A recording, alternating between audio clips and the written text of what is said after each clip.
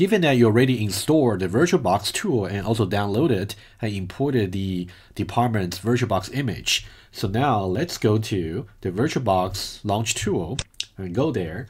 And then you will see that on the left panel here, you do have the department's ECS VirtualBox common image.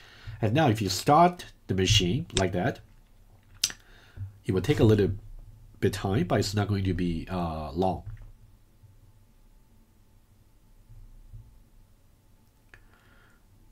And once it is done, you will see exactly identical working environments as you will see in the lab on campus. Okay, so that's what you will see. So you may choose to go to full screen mode. Let me show you another way. You can go to view and then go to full screen mode. Okay, you can switch to full screen mode. So now your home computer will look just like the lab machine. Okay, it's optional. Okay, you can exit from there.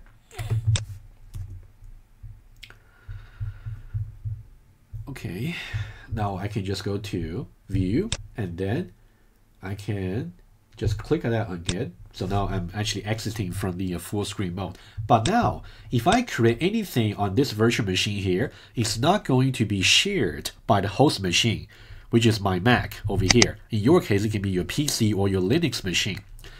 You might find it convenient to have a shared folder between the host machine, which is your laptop, and the virtual machine that is run by the VirtualBox. Okay, let's see how we can do it. So every time if you want to shut down your virtual image, let's follow the proper procedure.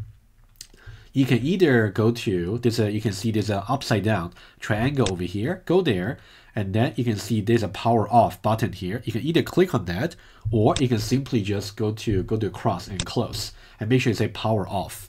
Okay, and then say OK.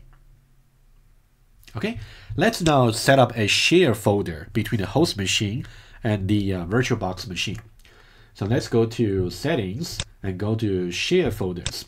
Now we want to add a path to be shared. Let's say in my case, I want to add my desktop on the Mac to be shared by the virtual machine, but you can choose any path as you wish. Let's click on that, the plus over here, and then under folder path, we're going to specify a path. And over here, you can just click on other. And then let's say I simply choose my desktop and then say open. So now you can see the path over here, my desktop is going to be shared between the host machine and the virtual machine. Now, most importantly, you have to make sure you check this box here for auto mount, which means every time when you start or restart your VirtualBox image, it's going to mount the whatever path over here as a local folder on the virtual machine, which means every time you make any changes through the virtual machine, it's going to be effectful on the host machine as well. I'll show you some simple examples. You'll find this one quite useful. And make sure you don't select the read only, because we do want to modify the share folder through the virtual machine as well. Okay, and say OK, and then say OK. And now we can start the machine again.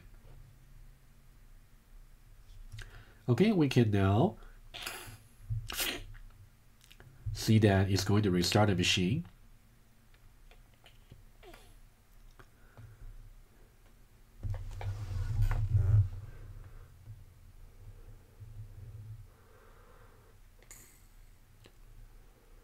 You might also see this error here, but it's only going to happen hopefully just once.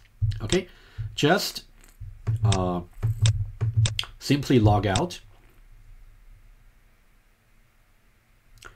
And then click on the user over here. It's going to just log you in automatically.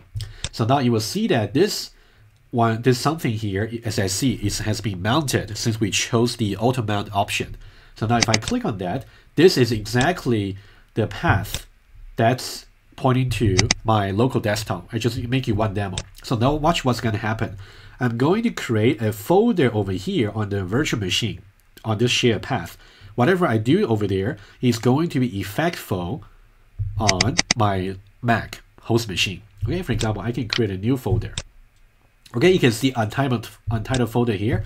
It's being done through the virtual machine, but the effect is also available on the Mac machine, right? So for example, I can also try to create a new file over here. Let me just show you. If you're using Mac, this is what you can do, but don't worry about how you can do it. You can just create a new file. I can say touch junk.txt. Okay, you can just create a file on your home machine as well. You can see that we have a junk.txt. Now, if I go through the virtual machine, I also got junk.txt. Hopefully, you get an idea. Okay, so now let's close this, and then let's power off the machine again. And let's restart to make sure the initial error message is not going to appear anymore. Hopefully, it's only going to appear just once. Okay, let's start the machine again.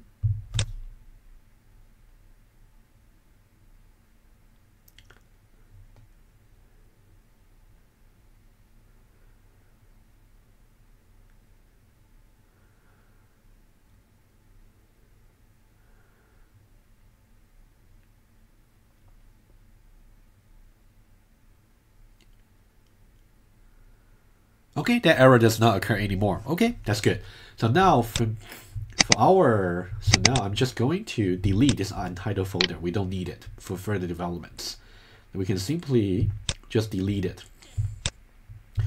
Okay, you gotta be careful. You can see that in the trash, we don't have that untitled folder.